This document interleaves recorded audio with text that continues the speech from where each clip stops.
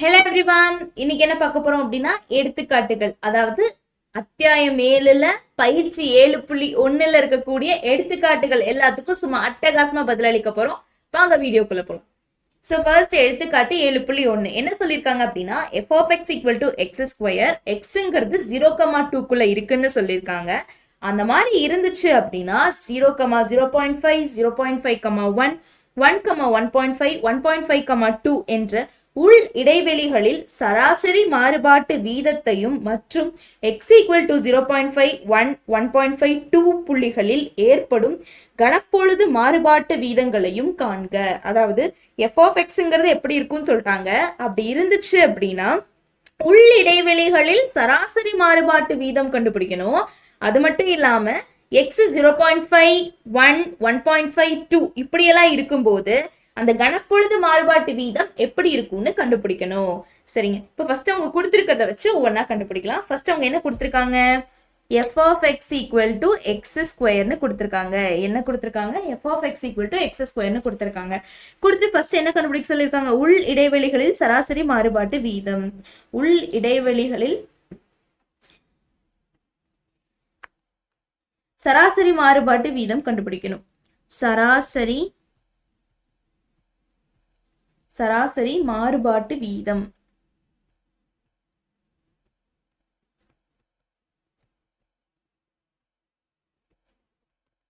சராசரி மாறுபாட்டு வீதம் எப்படி கண்டுபிடிக்கலாம்?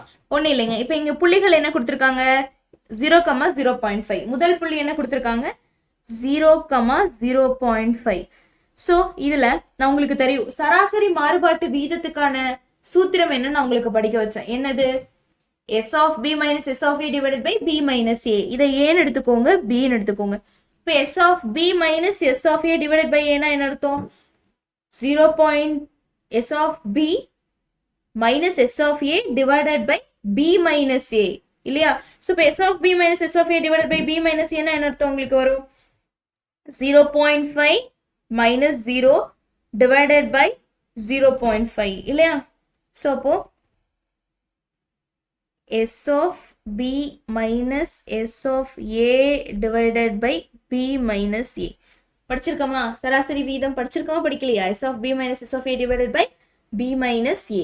இங்க என்ன இருக்கு, F இருக்கு. ஆனா நமக்கு சூத்திரத்துல என்ன படிச்சோம், Sன்னு படிச்சோம். இங்க நமக்கு என்ன கேள்வியில கொடுத்திருக்காங்க, Fன்னு கொடுத்திருக்காங்க. அப்ப இந்த S-ஐ Fன்னு மாத்திக்கோங்க, அவ்வளவுதான். F of B minus F of A divided by B minus A.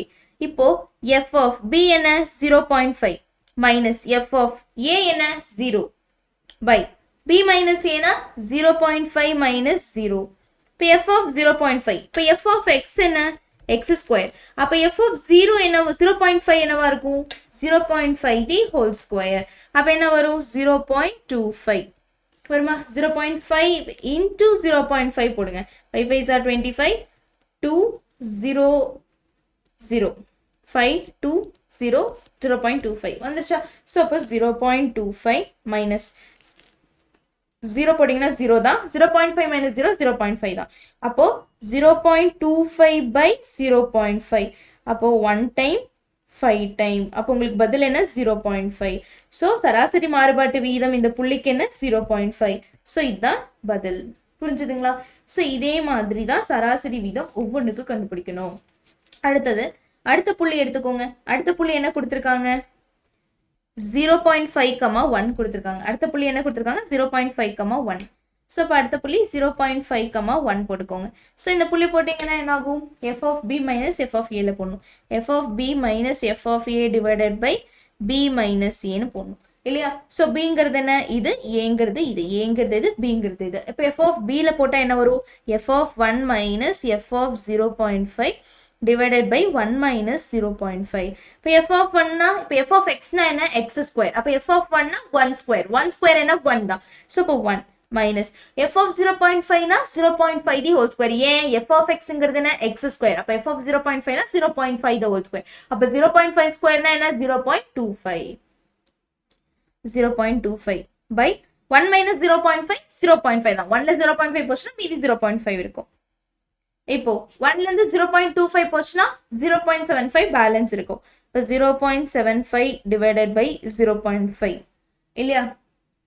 சரி, இப்போ 1 time 0.5 1 time, balance 5 times. 5 into 15 தானே 75. 5 is 25, 15. அப்போ என்ன ஆன்சர் வரும்? 0.15 வராது, 1.5 வரும் இல்லையா? ஏன்னா 0.5 divided by 0.75 போட்டிங்கன்னா என்ன வரும்? 1 time 0.5 பேலன்ஸ் என்ன வரும் உங்களுக்கு? 2 வரும், 0.2 வரும். 5 கீழே இருக்குன்னா 5 times 0.250, ஒரு டிஜிட் தள்ளி பாயிண்ட் இருக்கணும். ஸோ ஒரு டிஜிட் தள்ளி பாயிண்ட், இப்போ 1.05 1.5 புரிஞ்சுதா? ஸோ அப்போ உங்களுக்கு இதுக்கு என்ன கிடைச்சிருக்கு? 1.5. சரி, இப்போ அடுத்த புள்ளி நீங்க போடணும். அடுத்த புள்ளி வச்சு போட்டிங்கன்னா என்ன வரும்? அடுத்த புள்ளி வச்சு இங்கே போட்டுக்கலாம். ஸோ அடுத்த புள்ளி வச்சு போட்டிங்கன்னா உங்களுக்கு என்ன கிடைக்கும்? மூன்றாவது புள்ளி என்ன கொடுத்துருக்காங்க? 1,1.5 1,1.5. ஸோ ரெண்டாவதுக்கு 1.5 கிடைச்சிருக்கு. அடுத்த மூன்றாவதுக்கு 1,1.5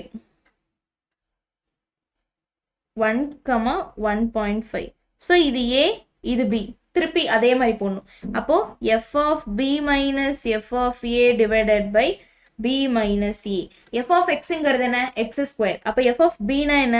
f of 1.5 minus f of 1 divided by 1.5 minus 1.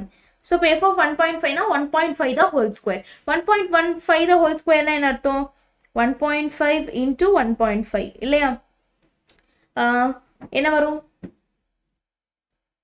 2.25 வருமா? அப்படிதானே வரும், 2.25 வரும். அப்போ 2.25 minus 1 divided by 1.5 minus 1 0.5.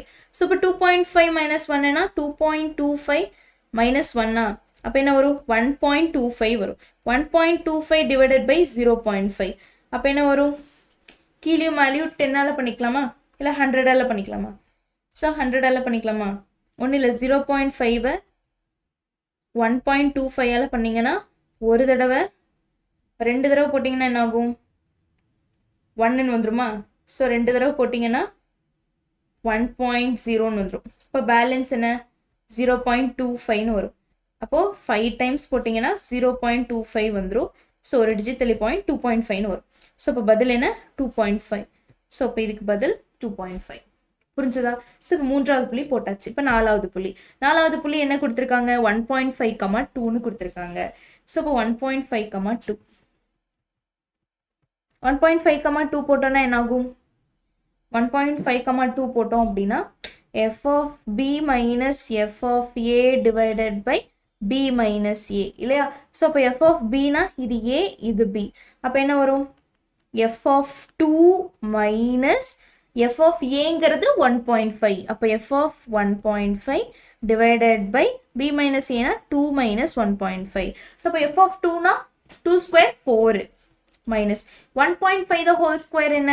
1.5 the whole square 2.25 divided by 2ல 1.5 போச்சுன்னா 0.5. ஸோ 0.5.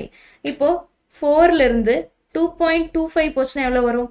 இது 10, இது 9, 3 போச்சுன்னா 1.75 1.75 இல்லையா? ஸோ அப்போ 1.75 divided by 0.5 டிவைட் பண்ணி பாரு. 1.75 0.5ஆல் டிவைட் பண்ணு. 2 டைம்ஸ் 3 டைம்ஸ் போடு. அப்போ என்ன ஆகும்? 3 5 15 1.5ன்னு வந்துடும். ஸோ பேலன்ஸ் என்ன? 2, இது 0 0.25. ஸோ மறுபடியும் 5 டைம்ஸ் போட்டேன்னா 0.25 வந்துடும். 0 ஒரு டிஜிட் தள்ளி பாயிண்ட். ஸோ 3.5. ஸோ அப்போ என்ன வரும்? 3.5. ஸோ அப்போ இதுதான் உன்னுடைய பதில். இப்போ அவ்வளோதான் மதிப்பு கொடுத்துருக்காங்க இல்லையா? ஸோ 4க்குமே எடுத்தாச்சு. ஸோ இதான் சராசரி மதிப்பு. இப்போ சராசரி மதிப்பு, சராசரி மாறுபாட்டு வீதம் என்ன? ஒவ்வொன்றுக்கும் எழுதியாச்சு. ஒவ்வொன்றுக்கு தனியாக எடுத்து எழுதிடலாமா?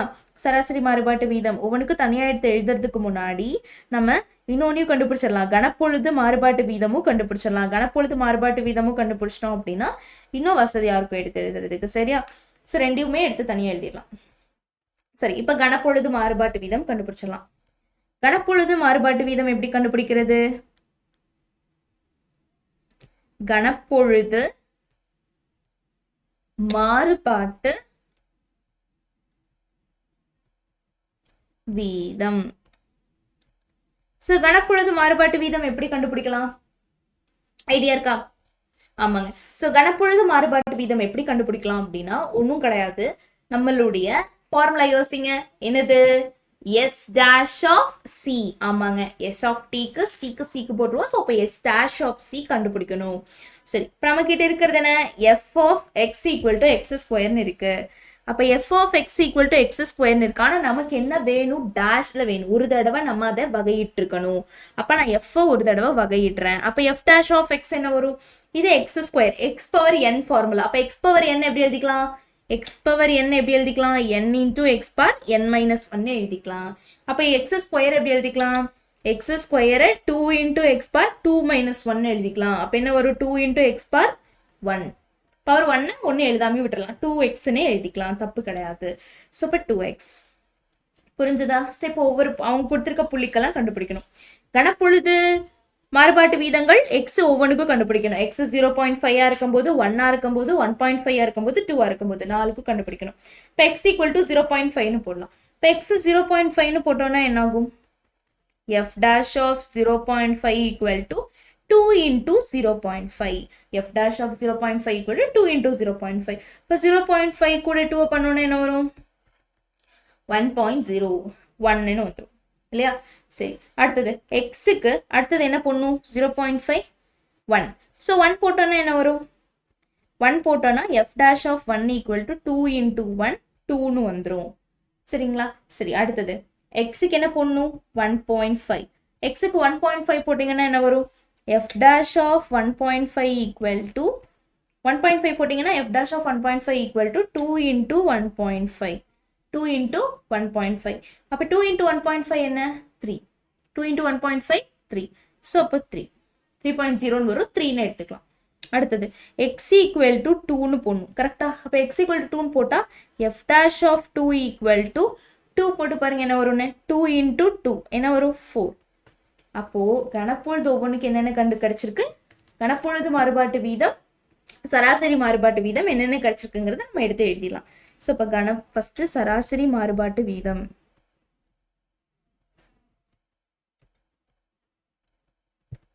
மாறுபாட்டு வீதம், கணப்பொழுது மாறுபாட்டு வீதம், கணப்பொழுது மாறுபாட்டு வீதம்.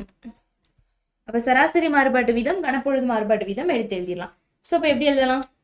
இங்கே எழுதிக்கோங்க. F of B minus F of A divided by B minus A. இதில் S dash F dash of X equal to 2x.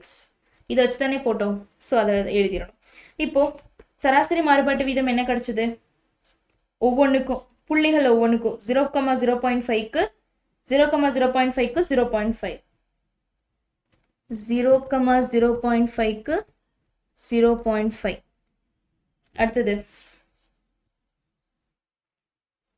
0.5,1க்கு 1.5, 0.5,1க்கு 1.5. அடுத்தது 0.5,1க்கு 1.5, 1,1.5க்கு 2.5, 1,1.5க்கு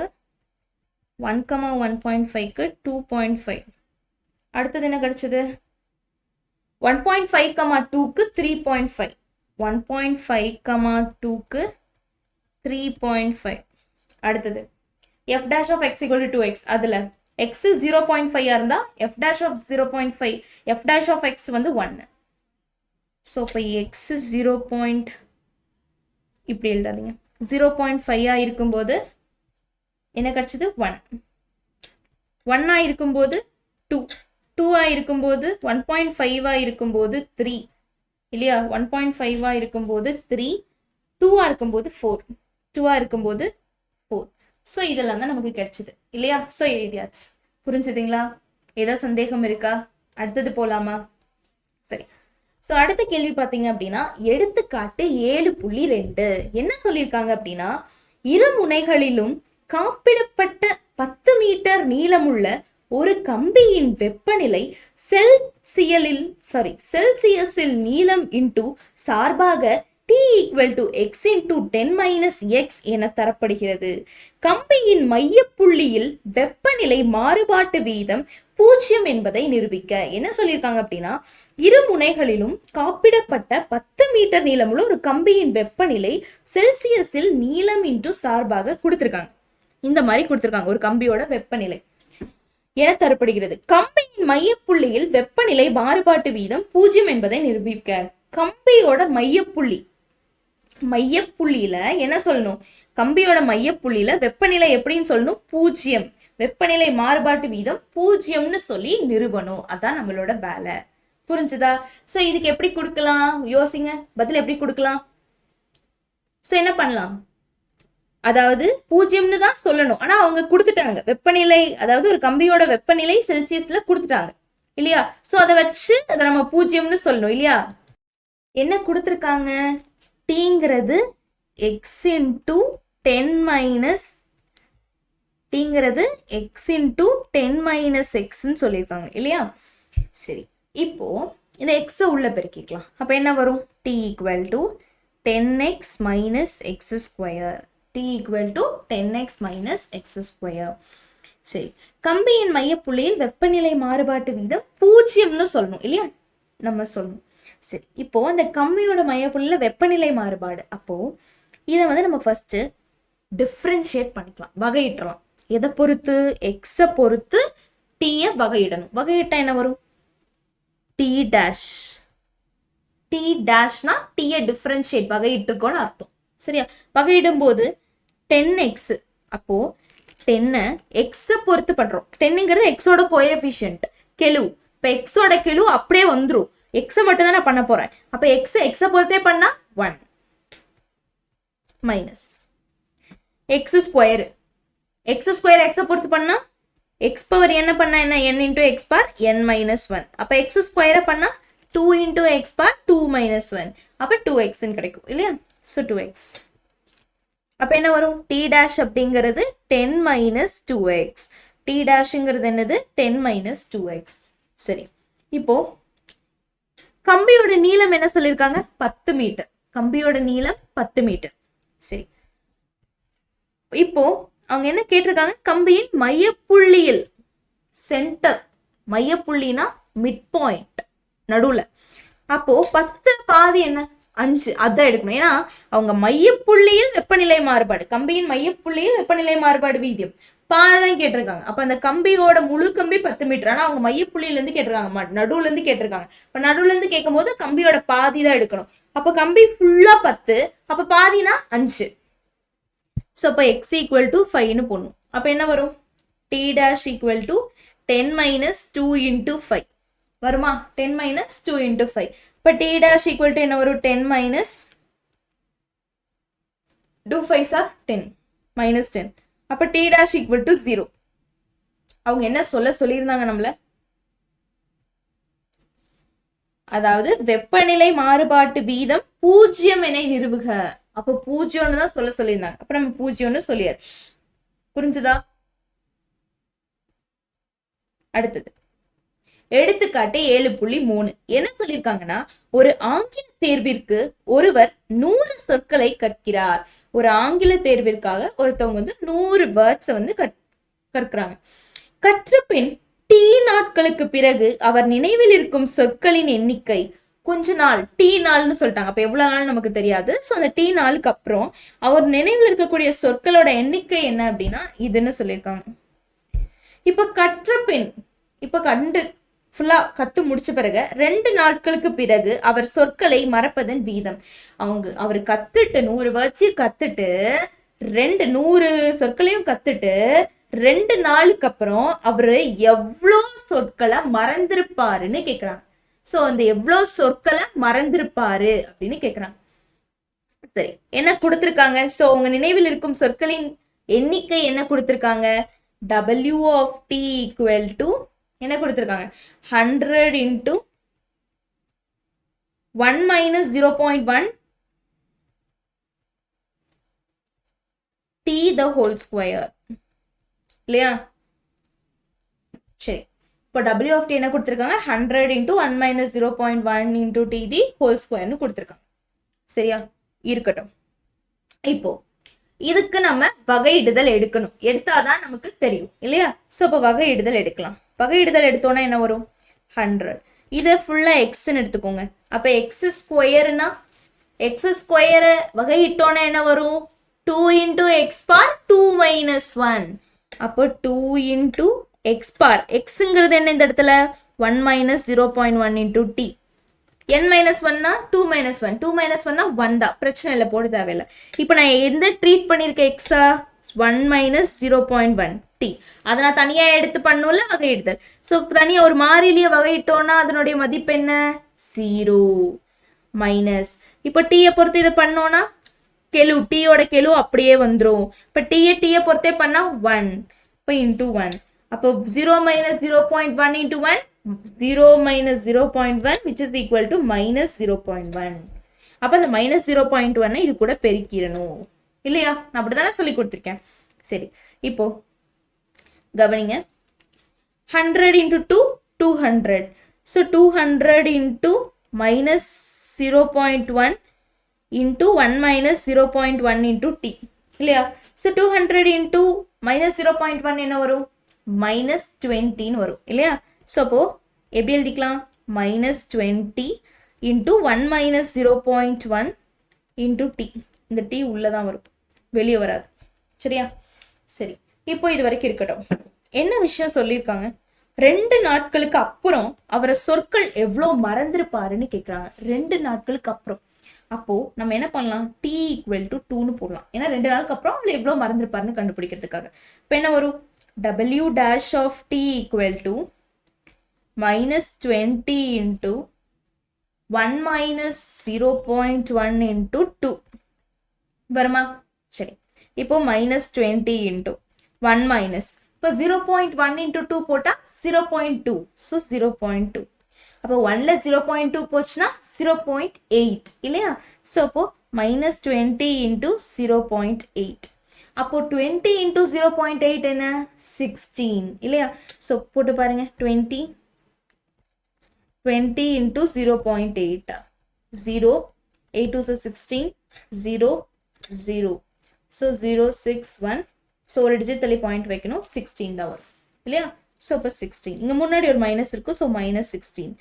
என்னடா பதில் மைனஸ்ல வந்திருக்கே, அப்போ மைனஸ் வார்த்தைகளை மறந்துருப்பாரா? கிடையாதுங்க, அவர் மறந்திருக்காருங்கிறத சொல்றதுக்காக தான் இந்த மைனஸ் வந்திருக்கு. பிளஸ் வந்தா அவர் ஞாபகம் வச்சிருக்காருன்னு அர்த்தம். இந்த மைனஸ் என்ன சொல்லுது, மறந்திருக்காங்கிறதுக்காக இந்த மைனஸ் வந்திருக்கு. புரிஞ்சுதுங்களா? அப்ப நீங்க கேள்வியில கீழே எடுத்து எழுதும் போது நீங்க என்ன எழுதணும், 2 நாட்களுக்கு பிறகு அவர் சொற்களை மறப்பதன் வீதம் 16 ஆகும் அப்படின்னு போட்டுடணும். மைனஸ் 16 ஆகும்னு போடக்கூடாது. அந்த மறப்பதன் அப்படிங்கிற வார்த்தை வரும்போது இந்த மைனஸ் வரக்கூடாது. தெளிவா தெரிஞ்சுக்கோங்க. அப்படி மறப்பதன்ங்கிற வார்த்தை வரலன்னா இந்த மைனஸ் வரலாம். மறப்பதன்ங்கிற வார்த்தை வந்துருச்சு அப்படின்னா இந்த மைனஸ் வரக்கூடாது. ஸோ இந்த இடத்துல இந்த மைனஸ் 16 எதை சொல்லுதுன்னா, அவர் 16 சொற்களை மறந்துள்ளார் அப்படிங்கிறத சொல்லுது. ஸோ அப்போ எப்படி எடுத்து எழுதிக்கலாம், 2 நாட்களுக்கு பிறகு 2 நாட்களுக்கு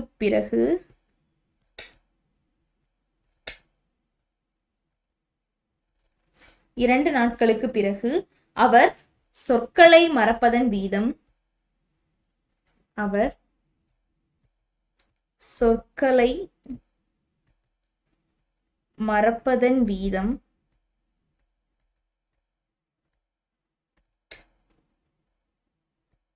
மறப்பதன் வீதம் என்ன 16. சொற்களை மறப்பதன் வீதம் 16. 2 நாட்களுக்கு பிறகு அவர் சொற்களை மறப்பதன் வீதம் எவ்வளோ 16 ஆகும். புரிஞ்சா? சந்தேகம் ஏதாவது இருக்கு அந்த கேள்வியில? அடுத்தது போலாமா? அடுத்தது எடுத்துக்காட்டு 7.4. s of t கொடுத்துட்டாங்க. என்ன கொடுத்திருக்காங்க, t cube by 3 minus t square plus 3 எனும் விதிப்படி ஒரு துகள் நகரும் தூரம் அமைகின்றது. எந்த நேரங்களில் அதன் திசை வேகமும் முடுக்கமும் 0 மதிப்பை அடையும்? என்ன சொல்லியிருக்காங்க, s of tங்கிறது கொடுத்துட்டாங்க. ஸோ அது விதிப்படி ஒரு துகள் நகரும் தூரம் அமைகிறதுன்னு சொல்லிட்டாங்க. எந்தெந்த நேரங்கள்ல அதன் திசை வேகமும் முடுக்கமும் 0 மதிப்பை அடையும்னு சொல்லியிருக்காங்க. எந்தெந்த நேரங்கள்ல அதனுடைய திசை வேகமும் முடுக்கமும் 0 நிலையை அடையும் அப்படின்னு கேட்டிருக்காங்க இல்லையா? சரி, இப்போ என்ன சொல்லலாம் அதுக்கு அப்படின்னா ஃபர்ஸ்ட் எஸ் ஆஃப் டி என்ன கொடுத்துருக்காங்க, கொடுத்ததை எழுதிக்கலாம். எஸ் ஆஃப் டி என்ன கொடுத்துருக்காங்க, T cube by 3 minus T square plus 3 இந்த மாதிரி கொடுத்துருக்காங்க எஸ் ஆஃப் டி இல்லையா. சரி, இப்போ நல்லா ஞாபகம் வச்சுக்கோங்க, அவங்க என்ன கேட்டிருக்காங்க, திசை வேகம் முடுக்கம். திசை வேகம் அப்படிங்கிறது என்ன, v ஆஃப் டி. திசை வேகம் அப்படின்னு சொல்றது என்னது, v of T. v of டிங்கிறது என்ன, s dash of T. v of டிங்கிறது என்ன, s dash ஆஃப் டி. நல்லா ஞாபகம் வச்சுக்கோங்க, v ஆஃப் டிங்கிறது s dash ஆஃப் டி. அப்படின்னா s ஆஃப் டியை என்ன பண்ணணும், வகையிடணும். s ஆஃப் டியை வகையிட்டா என்ன வரும், ஸோ இதை வகையிடும்போது டி கியூப் பை 3 1/3 வெளியே எடுத்துக்கலாம். அப்போ என்ன இருக்கும், டி கியூப். இப்போ டி கியூப் பை 3ன்னு இருக்கா, அதில் 1/3 வெளியே எடுத்துட்டோம்னா டி கியூப் மட்டும் இருக்கும்ல. இப்போ டி கியூப், டி கியூபுக்கு வகை எடுத்தோன்னா என்ன வரும், 3t 3 - 1 ஸ்கொயர். அதே ஃபார்முலா எக்ஸ் பார் என் ஃபார்முலாவே தான், எக்ஸுக்கு பதிலாக இங்கே டி இருக்கு, அவ்வளோதான் வித்தியாசம். எக்ஸ் பார் என் ஃபார்முலா போட்டிங்கன்னா n இன்டூ எக்ஸ் பார் n - 1 வருமா, அதே மாதிரி டி பார் என் ஃபார்முலானா n இன்டூ டி பார் n - 1 அவ்வளோதான். இப்போ 3 இன்டூ டி பார் 3 - 1 2ன்னு வந்துருச்சு. மைனஸ், இப்போ இது முடிஞ்சு. இப்போ மைனஸ் டி ஸ்கொயரை பண்ணால் 2t இல்லையா, மைனஸ் 2t. அடுத்தது மைனஸ் இங்கே இருக்கங்காட்டி மைனஸ் டி ஸ்கொயரை பண்ணால் 2t. டி பவர் என்ன, n into T power n - 1. இப்போ 2 - 1 1, ஸோ போட்டு தேவையில்ல. மாறிலியே பண்ணா 0, ஸோ ப்ளஸ் 0. புரிஞ்சா, இப்போ இந்த 3யும் இந்த 3யும் போயிடும். இப்போ டி ஸ்கொயர் மைனஸ் 2t, இதுதான் எஸ் டேஷ் ஆஃப் டி, அதாவது வி ஆஃப் டின்னு சொல்லக்கூடியது. இதுதான் வந்து திசை வேகம். சரியா, அடுத்தது வேற என்ன கண்டுபிடிக்க சொல்லியிருக்கான், முடுக்கம். முடுக்கம் எப்படி கண்டுபிடிக்கலாம், முடுக்கம் முடுக்கம் அப்படிங்கிறது என்னன்னா ஏ ஆஃப் டி. முடுக்கம்ங்கிறது என்ன, A of D. A of டிங்கிறது என்ன, V dash of D. A of டிங்கிறது வி டேஷ் ஆஃப் டி. அப்போ வி ஆஃப் டிக்கு வகை எடுக்கணும், வி ஆஃப் டிக்கு வகையிடுதல் பண்ணணும், டிஃபரன்ஷியேட் பண்ணணும். பண்ண என்ன வரும், டி ஸ்கொயர். டி ஸ்கொயரை பண்ணா 2t மைனஸ் மைனஸ் 2 அப்படியே வந்துடும். டீயை பொறுத்தே பண்ணா 1 தான், அப்போ அந்த இடத்துல எதுவும் வராது. 2t - 2, ஸோ இன்டூ 1, அப்போ என்ன வரும், 2t - 2. ஸோ இதுதான் ஏ ஆஃப் டி. இதுதான் என்னது, ஏ ஆஃப் டி. புரிஞ்சா, அப்போ வி ஆஃப் டி என்னன்னு தெரிஞ்சிருச்சு, ஏ ஆஃப் டியும் என்னன்னு தெரிஞ்சிருச்சு. ஓகேவா, சரி. இப்போ திசை வேகம் முடுக்கம் கண்டுபிடிச்சாச்சு. ஆனா இன்னொரு விஷயம் அவங்க என்ன சொல்லியிருக்காங்க, எந்தெந்த நேரங்களில் அதன் திசை வேகமும் 0 மதிப்பை அடையும்னு கேட்டிருக்காங்க. அப்போ எந்தெந்த நேரங்கள்ல v of D A of t 0 நிலையை அடையும். அப்போ we of t equal to 0ன்னு போடணும். வி ஆஃப் டி 0ன்னு போட்டா என்ன ஆகும், t square minus 2t equal to 0 வருமா. சரி, இப்போ டீயை பொதுவாக எடுத்துக்கோங்க. அப்போ என்ன வரும், டி - 2 ஈக்குவல் டு டி. இதுல இருந்து டீயை பொதுவாக எடுத்துட்டீங்க, இங்கே 2 டி இருக்கு, அப்போ ஒரு டி மட்டும் இருக்கும். இங்கே டீயே பொதுவாக வந்துருச்சு, அப்போ -2 மட்டும் இருக்கும். சரியா, இப்போ டியும் 0க்கு சமப்படுத்தலாம், டி - 2வையும் 0க்கு சமப்படுத்தலாம். அப்போ T equal to 0, T - 2 equal to 0. அப்போ டி - 2 ஈக்குவல் டு 0னா மைனஸ் வெளியே போகும்போது பிளஸ். அப்போ T equal to 0, sorry T equal to 2, -2 வெளியே போனால் +2. டைம் நேரம் என்னைக்கா 0வா இருந்து பார்த்துருக்கீங்களா, கிடையவே கிடையாது.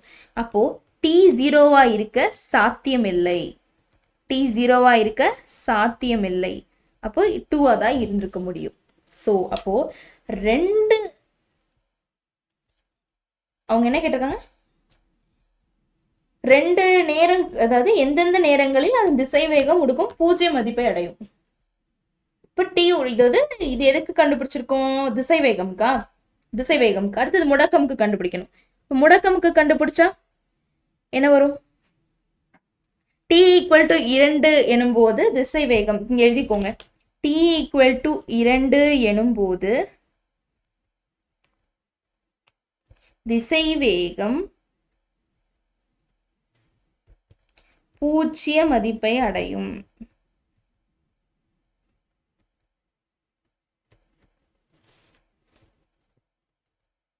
சரிங்களா, சரி. அடுத்தது a of t equal to 0 போடுறோம். இப்போ a of t equal to 0 போட்டனா என்ன வரும்? 2t minus 2 equal to 0.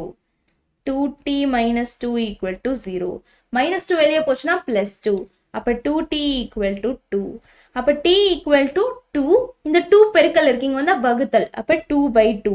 அடிச்சோனா 1. அப்ப t equal to 1. So அப்போ t equal to 1 எனும்போது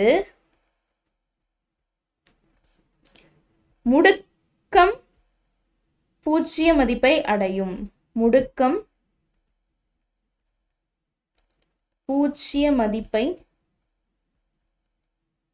அடையும்.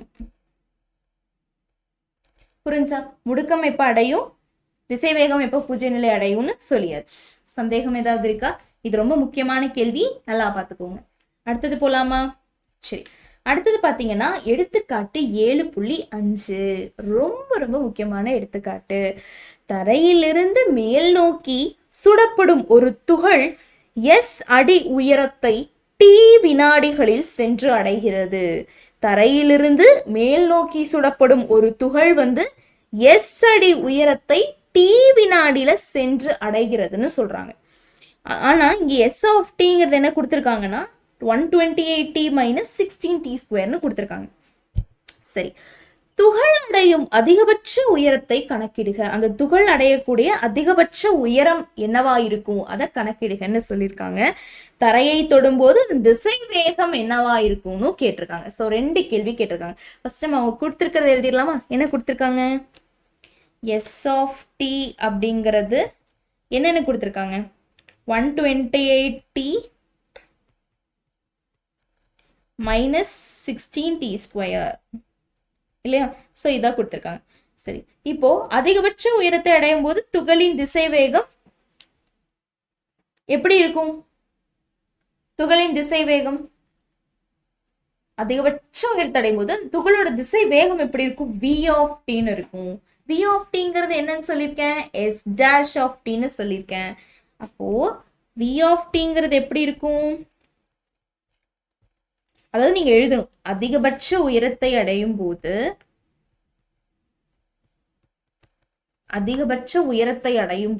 அந்த ஒரு லைன் எழுதிக்கோங்க. அதிகபட்ச உயரத்தை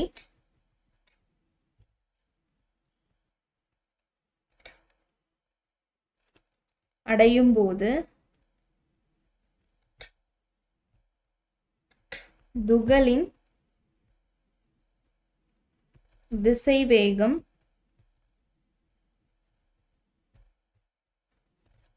v of t இன் மதிப்பு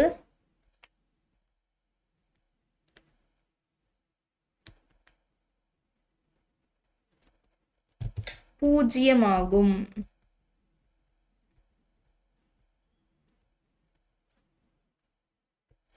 இப்போது என்ன பண்ண போறோம் அப்படின்னா, அதிகபட்ச உயரத்தை அடையும் போது துகளோட திசை வேகம் v of t அதோட மதிப்பு எப்படி இருக்கும்? 0வா இருக்கும் இல்லையா? சோ அதிகபட்ச உயரத்தை அடையும் போது. சரி, இப்போ என்ன ஃபர்ஸ்ட் கண்டுபிடிக்க போறோம் அப்படின்னா, t நேரத்துல துகளின் திசை வேகம் எப்படி இருக்கும்னு கண்டுபிடிக்க போறோம். இப்போ என்ன கண்டுபிடிக்க போறோம்? t நேரத்துல துகளோட திசை வேகம் எப்படி இருக்கும்னு பார்க்க போறோம். சோ இப்பொழுது t நேரத்தில் துகளின் திசை வேகம்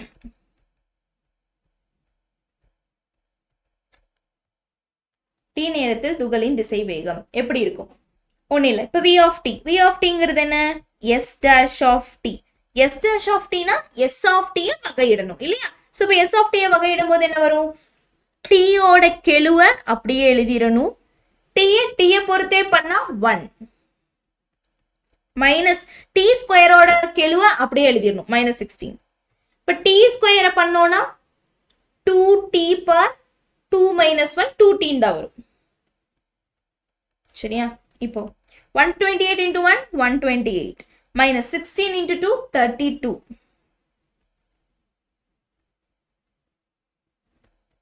சரி, இப்போ 128 minus 32t ன்னு வந்துரும் இல்லையா? சரி, இது வந்து v of t. இது வந்து என்னது? v of t. சரி, நம்ம என்ன சொன்னோம்? ஒரு அதிகபட்ச உயரத்தை அடையும் போது அதனோட திசை வேகத்தோட மதிப்பு 0 இருக்கும்னு சொன்னோம். அப்போ அதிகபட்ச உயரத்தை அடையும் போது திசைவேகத்தோட மதிப்பு எப்படி இருக்கும்? 0 இருக்கும். அப்படின்னா v of t equal to 0. அப்போ 128 minus 32t equal to 0. 128 minus 32t equal to 0. அப்போ minus 32t equal to plus 128, plus 128 இந்த பக்கம் வந்தா minus 128. minus 128. மைனஸும் மைனஸும் போயிடும். அப்போ t equal to 128 by 32. இல்லையா? சரி, 8th டேபிள்ல அடிக்கலாமா? அடிக்கலாம். 8 4s are 32, 8 1s are 8, balance 4, 8 5s are 48, 8 6s are 48. மறுபடியும் 4th டேபிள்ல ஒரு தடவை 4 தடவை. அப்போ t equal to 4. t என்னன்னு கிடைச்சிருக்கு? 4. அப்போ இதுல இருந்து என்ன சொல்லிடலாம்? 4 வினாடிக்கு பின்னர் 4 வினாடிக்கு பின்னர் துகள் அதிகபட்ச உயரத்தை அடைகின்றது. 4 வினாடிக்கு பின்னர் துகள் அதிகபட்ச உயரத்தை அடைகின்றது. புரிஞ்சா? சரி, இப்போ அடுத்தது. ஸோ இப்போ v of t என்னன்னு சொல்லியாச்சு. அடுத்தது தரையை தொடும்போது அதன் திசை வேகம். தரையை தொடும்போது அதனுடைய திசை வேகம் எப்படி இருக்கும்? இப்போ ஒன்னில் இப்படி மேலே போகுது, மேலே போயிட்டு திருப்பி இப்படி தரையை தொடும் இல்லையா? ஸோ அதோட திசை வேகம் எப்படி இருக்குன்னு கேட்குறாங்க. திசை வேகம் எப்படி இருக்கும்? நீங்களே யோசிச்சு பாருங்களேன். மேலே போகுது, போயிட்டு அப்படியே கீழே வருது. அப்போ எப்படி இருக்கும் திசை வேகம்? 0வா இருக்கும். கீழே கிரவுண்டுக்கு வரும்போது 0வா இருக்கும் இல்லையா? நிலத்துக்கு வரும்போது, நிலப்பகுதிக்கு வரும்போது. அதுதான் உண்மை. ஸோ அப்போ துகள் தரையை தொடும்போது, துகள் தரையை தொடும்போது எதா இருந்தாலும் 0வா மாறிடும் இல்லையா? ஸோ அந்த இடத்துல ஸோ துகள் தரையை தொடும்போது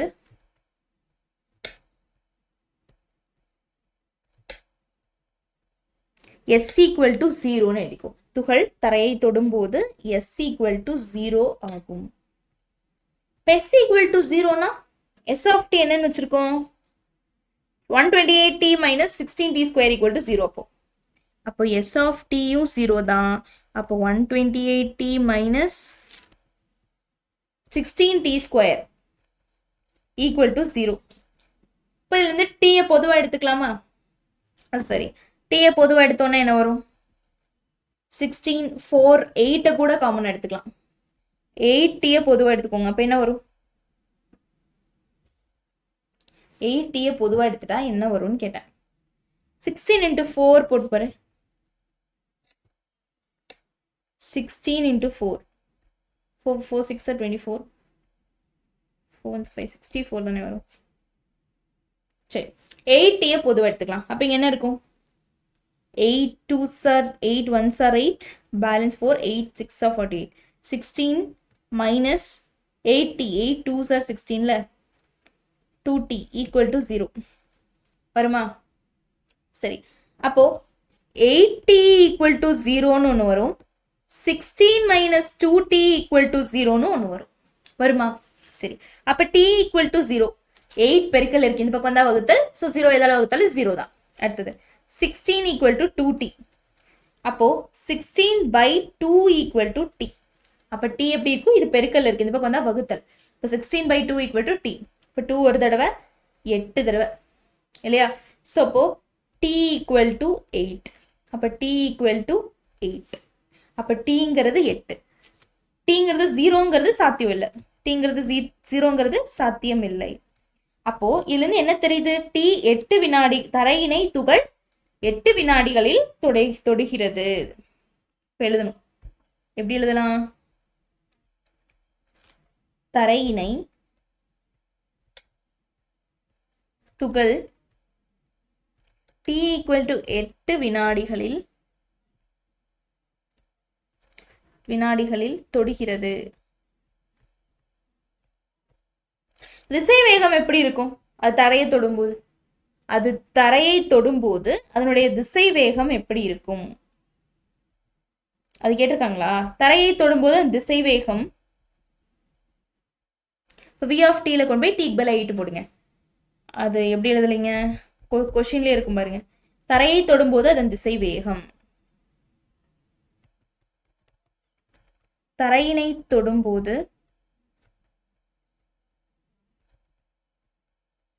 அதன் திசைவேகம் எப்படி இருக்கும்? தரையினை தொடும்போது அதன் திசைவேகம் இந்த v of t இருக்குல்ல, ஸோ இதில் கொண்டு போய் டீக்கு பதிலா 8 போடணும், அதான திசைவேகம். இப்போ v of t equal to என்ன? 128 மைனஸ் 32t, 128 மைனஸ் 32t. இப்போ tங்கிறது என்ன? 8 இல்லையா? ஸோ இப்போ t ஈக்குவல் டு 8னா t ஈக்குவல் டு 8 இருக்கும்போது v of 8 equal to 128 minus 32 into 8. 32 into 8 என்ன? 128 minus 8 2s are 16, 8 3s are 24, 25, 256. அப்ப 256ல 128 போயிடுச்சுனா 16, 4ல 2 போச்சுனா 2, 1, 8, 128 minus 128 அடி per வினாடி ஆகும். ஸோ தரையினை தொடும்போது திசை வேகம் எப்படி இருக்கும்? மைனஸ் 128. ஏன்? தரையை தொடும்போது மேலேருந்து கீழே தானே வரும், ஸோ அதனால மைனஸ். கீழேருந்து மேலே போனால் ப்ளஸ், மேலேருந்து கீழே வந்தால் மைனஸ். ஸோ அப்போ தரையை தொடும்போது அது திசை வேகம், அதனால தான் இங்கே மைனஸில் வந்திருக்கு. ஏன் மைனஸில் வருதுன்னு யோசிக்காதீங்க. தரையை தொடும்போது மேலேருந்து கீழே வரும்போது எப்படி வரும்? மைனஸில் தானே வரும். ஸோ அதனால மேலேருந்து கீழே வரங்காட்டி மைனஸ். ஸோ மைனஸ் 128 அடி பர் வினாடி. புரிஞ்சுதுங்களா? சந்தேகம் ஏதாவது இருக்கா?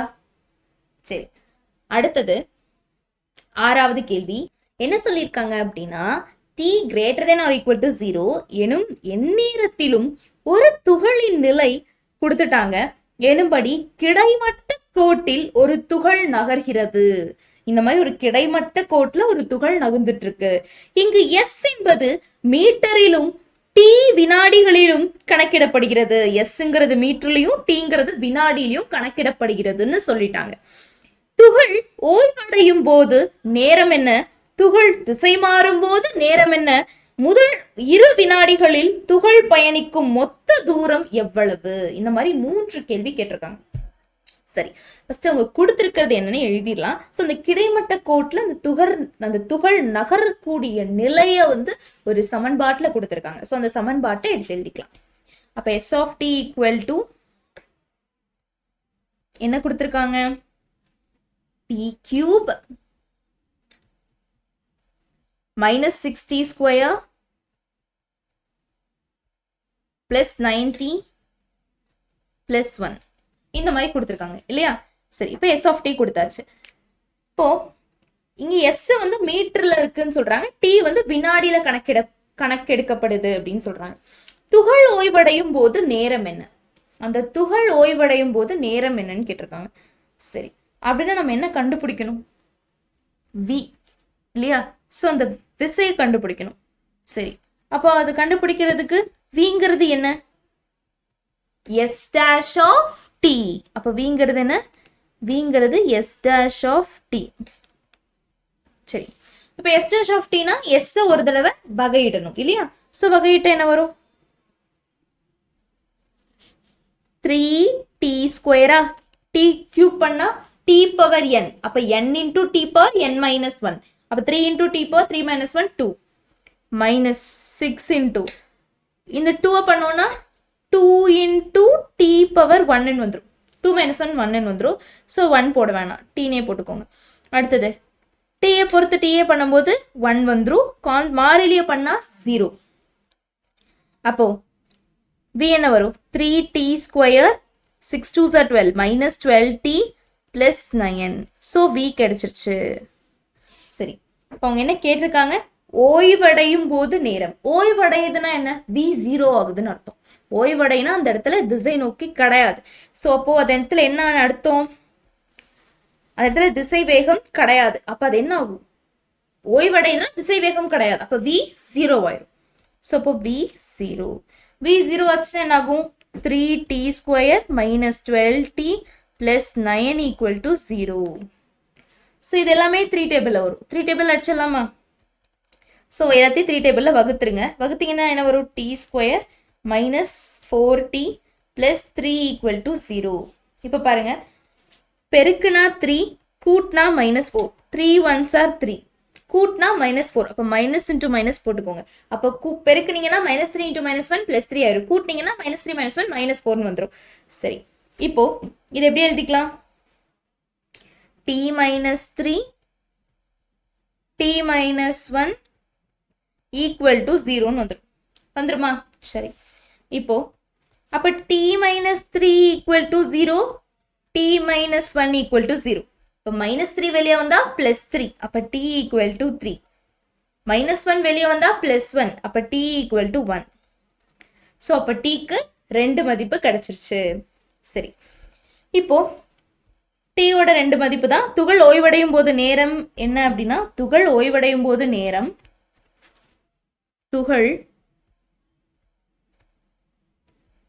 ஓய்வடையும்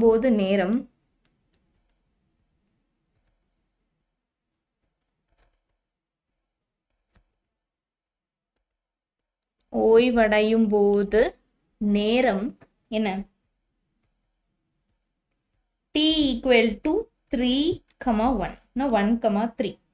t equal to 1 மற்றும் t equal to 3.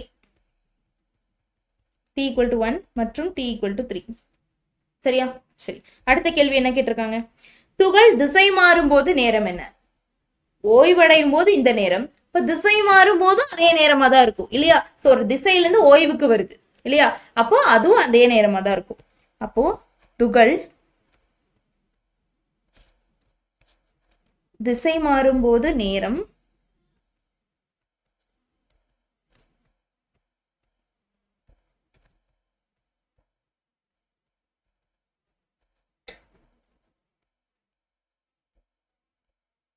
t equal to 1, t equal to 3. ஏன் அப்படின்னா, ஸோ எந்த திசையில அதாவது துகள் ஓய்வடையும் நேரமும் அந்த துகள் திசை மாறும் நேரமும் ஒன்னா தானே இருக்கும் இல்லையா? ஸோ அதனால அடுத்தது 3வது, ஓய்வடையும் நேரமும் திசை மாறும் நேரமும் சமமாதான் இருக்கும். இதெல்லாம் மைண்ட்ல வச்சுக்கோங்க. அடுத்தது 3வது கேள்வி என்ன கேட்டிருக்காங்க? முதல் 2 வினாடிகளில் துகள் பயணிக்கும் மொத்த தூரம் எவ்வளவு? முதல் 2 வினாடிகள்ல துகள் பயணிக்கும் மொத்த தூரம் எவ்வளவுன்னு கேட்டிருக்காங்க.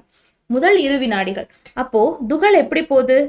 இதுல ஆரம்பிச்சு 1க்கு போய் 1ல இருந்து 3க்கு வருது. 0ல ஆரம்பிச்சு 1க்கு போய் 1ல இருந்து 3க்கு வருது. இதான் நமக்கு தெரிஞ்சது இல்லையா? ஸோ 0ல இருந்துச்சு. ஸோ திசை மாறும்போது t1 3 இப்படி வந்திருக்கு. ஸோ அவங்க என்ன கேட்டிருக்காங்க? முதல் 2 வினாடிகள்ல தான் கேட்டிருக்காங்க. இப்ப 2 வினாடிகள்னா இங்க வருமா 2? அப்போ இது தேவையில்லை. அப்போ இதுவும் இருந்தா போதும் இல்லையா? முதல் 2 வினாடி, அப்ப 0, 1, 2 வரைக்கும் இருந்தா போதும். இதை ஏன்னு வச்சுக்கோங்க, இதை பின்னு வச்சுக்கோங்க, இதை சின்னு வச்சுக்கோங்க. சரியா? சரி, இப்போ என்ன பண்றீங்க? இப்போ ஏபிசின்னு வச்சாச்சு. இப்போ இது மட்டும் தெரிஞ்சா போதும். 0, 1, 2 A to C தெரிஞ்சா போதும் இல்லையா? ஸோ இப்போ என்ன பண்ணலாம் அப்படின்னா, மொத்த தொலைவு 2 வினாடிகளில் துகள் பயணிக்கும் மொத்த தூரம் 2 வினாடிகளில் துகள் பயணிக்கும்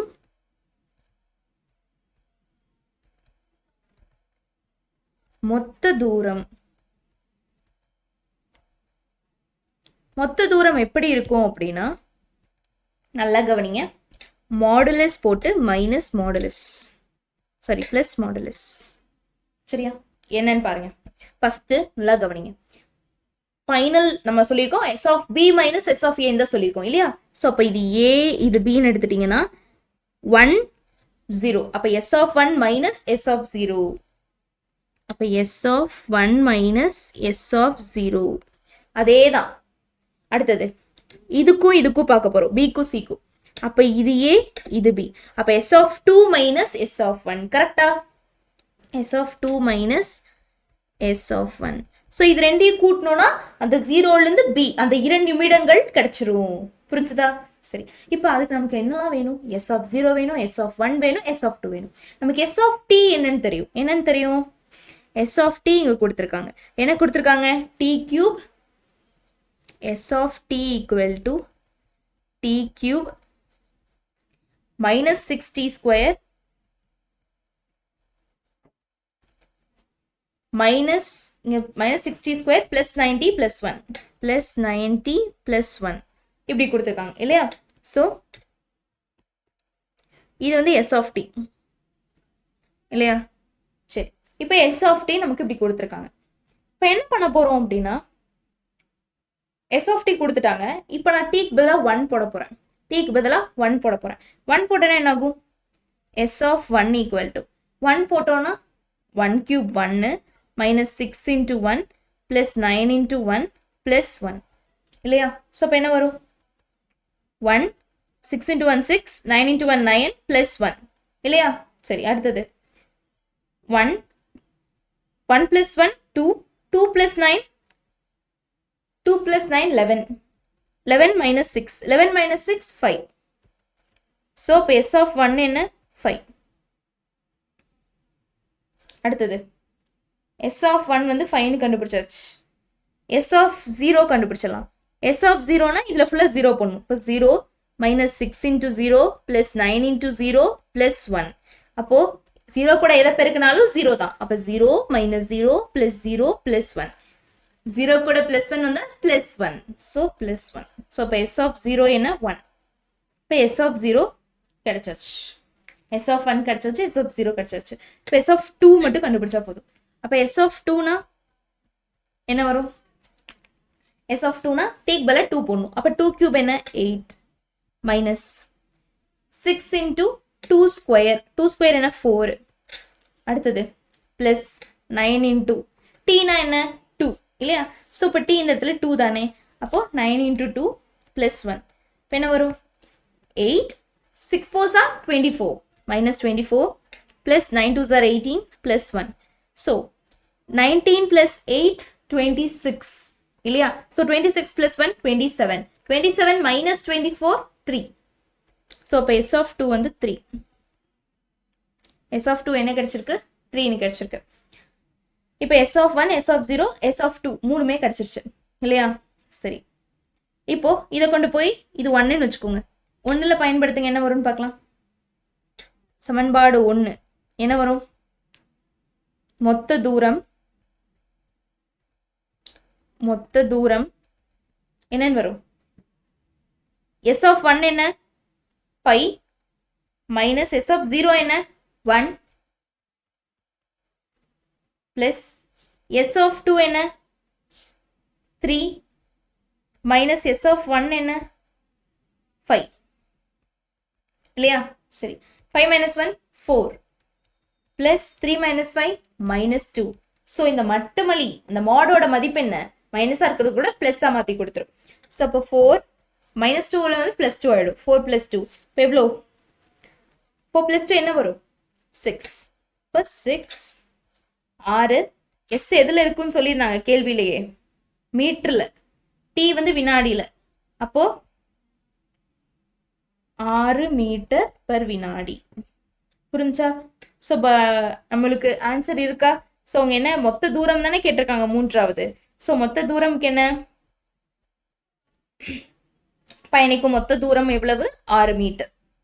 புரிஞ்சா? ஸோ அவ்வளோதான். அடுத்தது போலாமா? சரி, அடுத்தது பார்த்தீங்கன்னா எடுத்துக்காட்டு 7.7 என்ன சொல்லியிருக்காங்க அப்படின்னா, கோள வடிவில் உள்ள ஒரு ஊதுபையில் காற்றினை வினாடிக்கு 1000 சென்டிமீட்டர் கியூப் எனும் விகிதத்தில் நாம் ஊதினால் ஆரம் 7 சென்டிமீட்டர் எனும் போது ஊதுபையின் ஆரத்தின் மாறுபாட்டு வீதம் என்ன? மேலும் மேற்பரப்பு மாறுபாட்டு வீதத்தையும் கணக்கிடுக. அதாவது கோள வடிவில் உள்ள ஒரு ஊதுபை எடுத்துக்கணும். அந்த ஊதுபையில காற்றினை வினாடிக்கு 1000 சென்டிமீட்டர் கியூப் அமுத்துறாங்க எனும் விதத்தில் நாம் ஊதினால், அவ்வளோ அந்த அளவுக்கு ஊதி ஊதி அமுத்துறோம். ஆரம் 7ன்னு சொல்லிட்டாங்க, ஆறு வந்து 7ன்னு சொல்லிட்டாங்க, 7 சென்டிமீட்டர் எனும்போது ஊதுபையின் ஆரத்தின் மாறுபாட்டு வீதம் எப்படி இருக்கும், மேலும் மேற்பரப்பு மாறுபாட்டு வீதமும் எடுக்க சொல்லியிருக்காங்க. சரி, அப்படின்னா என்னென்ன கொடுத்துருக்காங்க? ஒரு ஊதுபை உள்ள காற்றினை நம்ம வினாடிக்கு இவ்வளோ அடக்குறோம். அப்போ அது என்னது? dv/dt. இது எப்படி எடுத்துக்கணும்? dv/dt. ஒரு வினாடிக்கு இவ்வளோ அடக்குறோம், அதனால dv/dt. எவ்வளோ? 1000 சென்டிமீட்டர் கியூப். எவ்வளோ ஒரு வினாடிக்கு? 1000 சென்டிமீட்டர் கியூப் வினாடிக்கு. அடுத்தது என்ன கேட்டிருக்காங்க? ஊதுபையின் ஆரத்தின் மாறுபாட்டு வீதம் கேட்டிருக்காங்க. ஊதுபையின் ஆரத்தின் மாறுபாட்டு வீதம்னா dr/dt கண்டுபிடிக்க சொல்லியிருக்காங்க. அப்ப dr/dt என்னன்னு கேட்டிருக்கான். ஆரம் கொடுத்துட்டான், ஆரம் ஆர் கொடுத்துட்டான், 7 கொடுத்துட்டான், 7 சொல்லிட்டான், 7 சென்டிமீட்டர்னு கொடுத்துட்டான். அடுத்தது மேலும் என்ன கேட்டிருக்கான், மேற்பரப்பு மாறுபாட்டு வீதம். மேற்பரப்பு மாறுபாட்டு வீதம்னா ds by dt, மேற்பரப்பு ds by dt கேட்டிருக்கான். சரி, இப்போ பொதுவா யோசிங்க, ஒரு ஊதுபை. ஸோ இந்த ஊதுபையோட கன அளவு எப்படி இருக்கும்? 4/3 pi r cube. ஊதுபையோட கன அளவு எப்படி இருக்கும்? 4/3 pi r cubeன்னு இருக்கும் இல்லையா? சரி, இப்போ இதைய டீயை பொறுத்து வகையிடுறோம். டீயை பொறுத்து வகையிட்டோம்னா dv by dt equal to 4/3 அப்படியே வந்துடும் பை. இது நம்ம டீயா இருந்தா தான் பண்ண முடியும், ஏன்னா இங்க டி. அப்ப டீயை பொறுத்து தான், டி இருந்தா டீயை பொறுத்து பண்ணலாம். இங்க ஆரா இருக்கு, ஸோ ஆரை நம்ம டீயா எடுத்துக்கிறோம், ஆரை டீயா எடுத்துக்கிறோம். ஸோ அப்போ இந்த இடத்துல நம்ம ஆரை என்னவா எடுத்துக்கிறோம்? டீயா எடுத்துக்கிறோம். ஸோ அப்போ டீயா எடுத்தோம்னா 3t² வந்துருமா? அப்போ ஆரை நம்ம என்னன்னு எடுத்திருக்கோம்? டீயா எடுத்திருக்கோம். அப்போ நான் என்ன சொல்லியிருக்கேன், அந்த மாதிரி எடுக்கும்போது திருப்பி அதை எடுத்து டிஃபரன்சியேஷன் வகையிடணும்னு சொல்லியிருக்கேன். அப்போ டீயை நம்ம ஆரா எடுத்திருக்கோம், ஆரை டீயா எடுத்திருக்கோம், சாரி ஆரை டீயா எடுத்திருக்கோம். இப்போ ஆரை டிஃபரன்ஷியேட் பண்ணா டீயை பொறுத்து பண்ணணும். அப்போ ஆரை டீயை பொறுத்து பண்ணா dr by dt, ஆரை டீயை பொறுத்து பண்ணா dr by dt இன்டூ அதை பெருக்கிக்கணும். இது கூட எப்பவுமே நம்ம வந்து ஒரு இதுக்கு மாற்றி எடுக்கிறோம். இப்போ ஆர் இருக்கு, டீயை பொறுத்து எடுக்கணும். அப்போ ஆரை டீயை பொறுத்து எடுக்க முடியாது. ஸோ நான் அந்த ஆரை டீயா வச்சுக்கிறேன். ஸோ அந்த ஆரை டீயை நான் ட்ரீட் பண்ணுறேன் அப்படின்னா திருப்பி நான் அந்த ஆரை தனியாக எடுத்து வச்சு டீயை பொறுத்து வகையிட்டுறணும். வகையிட்டு இது கூட கொண்டு போய் பெருக்கிக்கணும். புரிஞ்சுதா? ஸோ அது நம்ம முன்னாடியே நான் சொல்லியிருக்கேன். ஸோ இப்போ 3 போயிடும். இந்த இடத்துல நமக்கு r² தான் வரும். நம்ம டீயை ஞாபகம் வச்சிருக்கோம், அவ்வளோதான். சரியா? சரி, இப்போ உங்களுக்கு என்ன கிடைக்கும்? dr by dt நமக்கு தெரியுமா? தெரியாது. dv by dt நமக்கு தெரியும், 1000 தெரியும். ஸோ அப்போ அதுக்கு பதிலாக போட்டுடலாம் 1000. 4 pi r² into dr by dt. r நமக்கு தெரியும் 7. அப்போ அங்கே r²னா 49. அப்போ 1000 by 4 pi 49. 4 pi into 49 equal to dr by dt. இது அடிச்சோன்னா ஒரு தடவை 4 2s are 8, 4 5s are 20, 0. அப்போ என்ன வரும்? dr by dt அப்படிங்கிறது 250 by 49 pi. 250 by 49 pi. இதுதான் dr by dt. ஸோ இது என்னன்னு வச்சுக்கலாம்? 1. அடுத்தது இப்போ dr by dt கண்டுபிடிச்சாச்சு. இப்போ ds by dt கண்டுபிடிக்கணும். ஸோ ds by dt கண்டுபிடிக்கிறதுக்கு ஃபர்ஸ்ட் எஸ், அந்த மேற்பரப்பு எப்படி இருக்கும்? அதாவது ஒரு ஊதுபை, அந்த ஊதுபையோட மேற்பரப்பு எப்படி இருக்கும்? 2 pi r² இல்லையா? மேற்பரப்பு எப்படி இருக்கும்? 4 pi r². ஊதுங்கும் போது 4 pi r². 4 pi r². ஏன் அப்படின்னா இந்த ஊதுபையோட மேற்பரப்பு தான் கேட்டிருக்கான். அப்போ 4 pi r².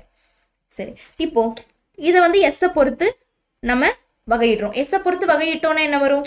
4 into pi into t இருக்கு. ஆறு டீயை பொறுத்து பண்ணணும். அப்போ ஆறு டீயா நம்ம என்ன பண்ணிக்கிறோம்? ட்ரீட் பண்ணிக்கிறோம். ஆறு டீயை ட்ரீட் பண்ணோம்னா என்ன வரும்? 2t 2r. இப்போ ஆரை நம்ம டீயா ட்ரீட் பண்ணியிருக்கோம். இப்போ ஆரை தனியாக வகையிடணும் டீயை பொறுத்து. அப்போ dr by dt அதை கொண்டு இங்கே பெருக்கிக்கணும். புரிஞ்சா? சரி, இப்போ dr by dt நமக்கு என்னன்னு தெரியும்? 250 by 49 pi. அதை எடுத்து இங்கே போட்டுக்கோங்க. 4 pi into 2 into 7. r நமக்கு 7 தெரியும். dr by dt என்ன? 250 by 49 pi. பையும் போயிடும். 7 ஒரு தடவை, 7 7s are 49. அப்போ என்ன வரும்? 4 2s are 8. 8 into 250 2000. அப்போ 2000 by 7. 2000 by 7 centimetre cube per வினாடி. ஸோ இதான் ds by dt. ஸோ அவங்க கேட்ட ரெண்டையுமே நம்ம சொல்லியாச்சு. அவங்க ரெண்டு கேட்டிருந்தாங்க, ஆரத்தின் மாறுபாடு, ஊதுபையின் ஆரத்தின் மாறுபாட்டு வீதம். ஆரத்தின் மாறுபாட்டு வீதமும் சொல்லியாச்சு. ஆரத்தின் மாறுபாட்டு வீதம். ஆரத்தின் மாறுபாட்டு வீதம் என்ன? 250 by 49 pi. 250 by 49 pi. அடுத்தது வேற என்ன கேட்டிருந்தாங்க? மேற்பரப்பு மாறுபாட்டு வீதம். மேற்பரப்பு மாறுபாட்டு வீதம் எப்படி இருக்கும்? மேற்பரப்பு மாறுபாட்டு வீதம் அது எப்படி இருக்கும்? மேற்பரப்பு மாறுபாட்டு வீதம் 2000/7 சென்டிமீட்டர் கியூப் பர் வினாடி. 2000/7 சென்டிமீட்டர் கியூப் பர் வினாடி. புரிஞ்சா? சந்தேகம் ஏதாவது இருக்கா? ஸோ இதோட இந்த கேள்வி முடிஞ்சிச்சு. ஸோ இந்த கேள்வி ரொம்ப ரொம்ப முக்கியமான கேள்வி, நல்லா பார்த்துக்கோங்க. இந்த எடுத்துக்காட்டு 7.7 ரொம்ப ரொம்ப முக்கியம். ஸோ நல்லா பார்த்துக்கோங்க, சரியா? ஸோ ஃபஸ்ட் இது இந்த 7வது கேள்வி ரொம்ப ரொம்ப முக்கியம். 7.7 எடுத்துக்காட்டு தெளிவாக பார்த்துருங்க. சின்ன சின்ன மிஸ்டேக்ஸ் வரக்கு வாய்ப்பு இருக்குது. ஸோ அந்த மிஸ்டேக்ஸ் இல்லாமல் தெளிவாக போட்டு பார்த்துக்கோங்க.